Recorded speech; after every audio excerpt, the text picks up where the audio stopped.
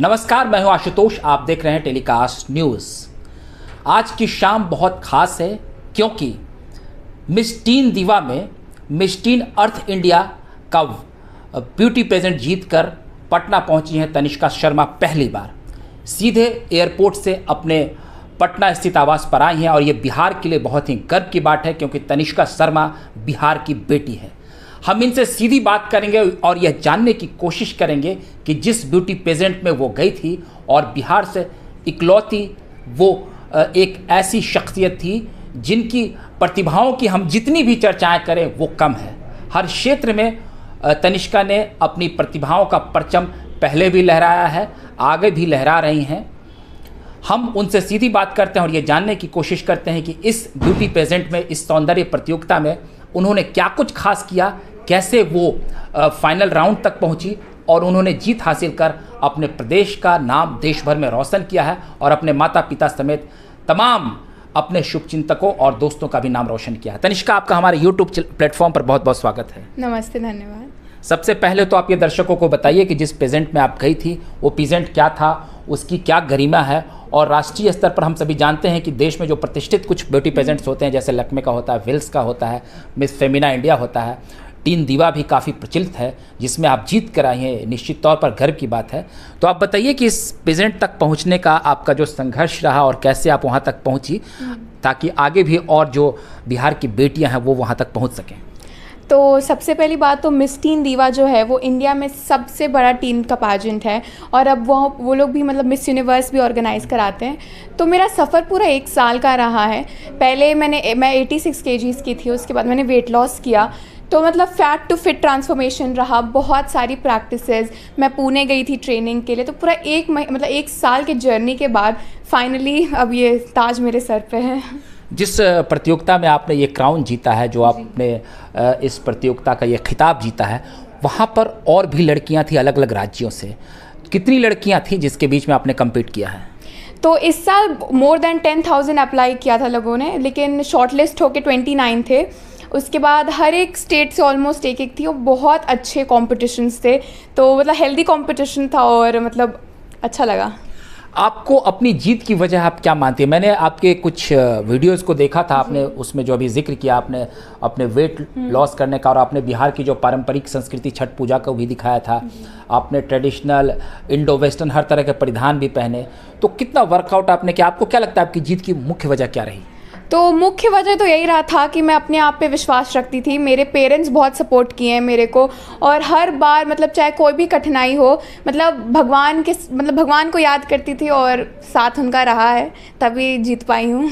और अपने फ्रेंड्स को आप कितना मार्क्स देंगी जो आपके स्कूल के फ्रेंड्स हैं? तो जैसे ऑनलाइन वोटिंग भी हुआ था तो बहुत हेल्प किया है मेरे पूरे स्कूल के सारे बच्चों ने। मतलब बहुत वो लोग भी खुश हैं कि कोई बिहार से उनके स्कूल से इतना बड़ा प्लेटफॉर्म पे गया, तो बहुत अच्छा लगा और मतलब 10 on 10 है उनका भी। अभी तो आप क्लास 10th में पढ़ रही हैं ना? 10th का बोर्ड एग्जाम दिया है मैंने। दिया है आपने? जी।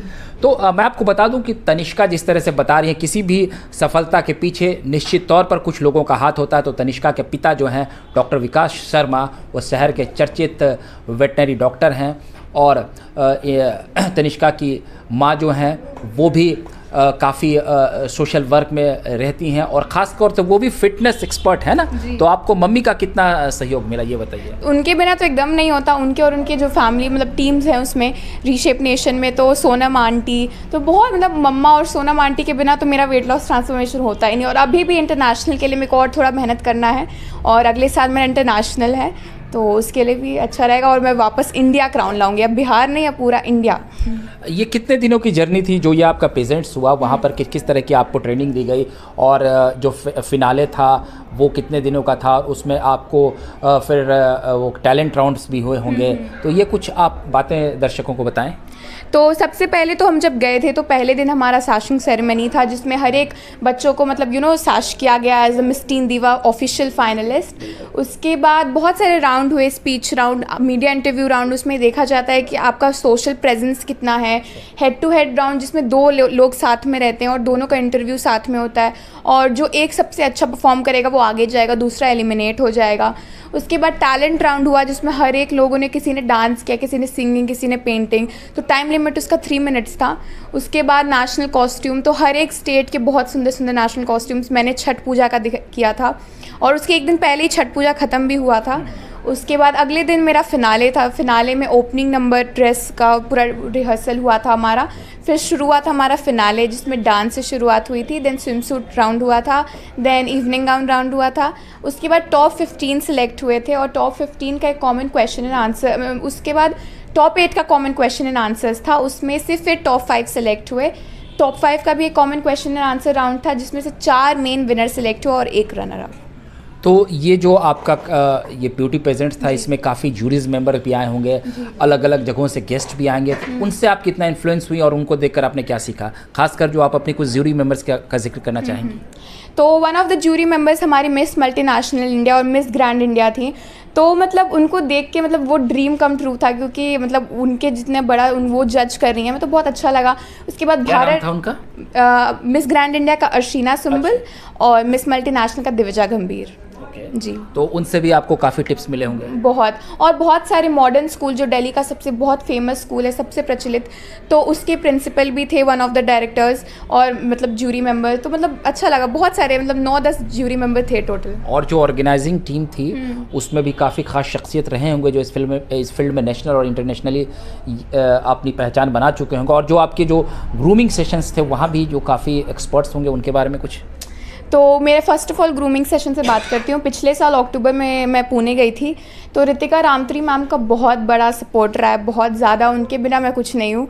उसके बाद मेरे national director Nikhil Anand sir, and उनका तो बहुत ज़्यादा सपोर्ट रहा है। अगर वो नहीं रहते तो पता नहीं, मतलब टीन्स के लिए कोई ऐसा बड़ा प्लेटफॉर्म भी नहीं रहता। और अब तो वो इंडिया के सबसे बड़े नेशनल डायरेक्टर बन गए, उनके पास मिस यूनिवर्स आ गया, मिस कॉस्मो, ऑलमोस्ट सारे बड़े बड़े पैजेंट्स उनके पास ही हैं। अच्छा, ये एक बात अक्सर है कि बिहार की जो लड़कियां हैं वो फैशन फील्ड में, फिल्मों में और इस तरह के ग्लैमर फील्ड में नहीं निकल पाती हैं, और लेकिन हाल के कुछ सालों में आपने देखा होगा कि कई सारी लड़कियां निकल रही हैं, बिहार के अलग अलग जिलों से भी निकल रही हैं। लेकिन क्या अभी एक बड़ा बदलाव देख रही हैं? क्या पेरेंट्स को इस फील्ड में अभी अलाउड कर रहे हैं, या बिहार जैसे प्रदेशों के लिए क्या संभावनाएं हैं? तो पहले जैसे बोला जाता है कि बिहार में अगर देखा जाए तो सिर्फ डॉक्टर, IAS यही सब किया जाता है, पर अब लोग भी बदल रहे हैं। सारे पेरेंट्स भी चाहते हैं कि उनके बच्चे कुछ अलग हटके करें, और मेरे पेरेंट्स तो यही चाहते थे, और उनके सपोर्ट के कारण मैं गई और मैं जीत के भी आई हूँ। और ये बहुत सारे पेरेंट्स के लिए भी इंस्पिरेशन होगा, क्योंकि वो थोड़ा झिझकते हैं बच्चों को भेजने से, बट अब वो देखेंगे कि कोई बिहार की कोई गई और जीत के आई पहली बार में, तो उनके लिए भी बहुत अच्छा होगा, वो भी बच्चों को अपने भेजेंगे। चलिए 1-2 सवाल और आपसे हम ले लेते हैं। आपने बिहार में, खासकर पटना में भी आपने कई ब्यूटी पेजेंट्स देखे होंगे, वहाँ गई होंगी, तो उसका जो स्तर है और जो आप इतने बड़े प्लेटफॉर्म पर देख कर आई हैं, क्या आपको लगता है कि हम कितने पीछे हैं, या और उसको बेहतर यहाँ पर कैसे किया जा सकता है? तो पहले तो दोनों में ऐसा कोई डिफरेंस नहीं है, बिकॉज़ वो तो पूरा नेशनल पैजेंट है और ये स्टेट पैजेंट होगा, तो बहुत बड़ा डिफरेंस है। क्योंकि अगर आप देखें तो बहुत नॉर्मल प्रोडक्शन होती है जो स्टेट बिहार लेवल में, और बाहर तो जी स्टूडियोज़ में इतना बढ़िया प्रोडक्शन, पूरे प्रोडक्शन को ही ठीक करने में, स्टेज बनाने में 8-9 दिन लग जाते हैं। जी स्टूडियोज़ में हुआ था, तो मतलब जो मेरा प्रोडक्शन था वो आज तक का इंडिया में सब one of the best stage productions में से था। तो मतलब अभी तो बहुत नीड है कि मतलब अभी ट्रांसफॉर्मेशन करने में बिहार को भी बहुत टाइम लगेगा, बहुत पीछे है अभी तो थोड़ा।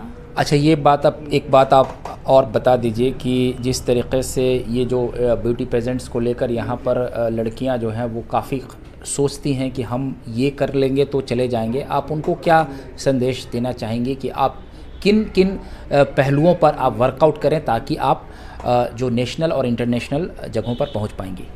तो मेरा तो यही कहना है कि कोई शॉर्टकट तो नहीं है इसमें, मेहनत तो करनी पड़ेगी, आपको डेडिकेशन लगाना पड़ेगा। ऐसा नहीं कि अरे चलो पढ़ाई नहीं हो रहा है तो ये कर लेते हैं, तो वो सब तो एकदम नहीं। अगर आपको करना है तो पूरी 100% डेडिकेशन दीजिए अपनी, ये नहीं कि चलो देखा जाएगा मस्ती में कर रहे हैं। तो सबसे पहले तो अपनी स्पीकिंग स्किल्स ठीक करनी होगी, आपको स्टेज प्रेजेंस, कि आप कैमरा के सामने कितने फैमिलियर हैं, तो ये सब कुछ पार्ट्स हैं जो कि बहुत मेहनत करनी पड़ेगी लोगों को। चलिए अभी एक बात आप बता दीजिए कि आपकी पसंदीदा मॉडल कौन है, आपकी पसंदीदा अभिनेत्री कौन है? बात किया जाए तो वो होंगी प्रियंका चोपड़ा। वो दोनों 18 की उम्र में उन्होंने मिस वर्ल्ड जीता था, और वो एक्टर भी हैं, तो मेरी फेवरेट तो वही हैं। और आपकी फ्यूचर प्लानिंग क्या है? आप भविष्य में अब और क्या करना चाहती हैं? अभी तो मेरा 10th कंप्लीट हुआ है, उसके बाद मेरा भी नेक्स्ट ईयर इंटरनेशनल है, तो मैं फैशन डिज़ाइनिंग अहेड परस्यू करना चाहूँगी। तो ये थी तनिष्का शर्मा, जो कि पटना की रहने वाली हैं और राष्ट्रीय स्तर पर धूम मचाकर पटना लौटी हैं। निश्चित तौर पर इनके माता पिता इनके इस अचीवमेंट पर काफ़ी गौरवान्वित हैं।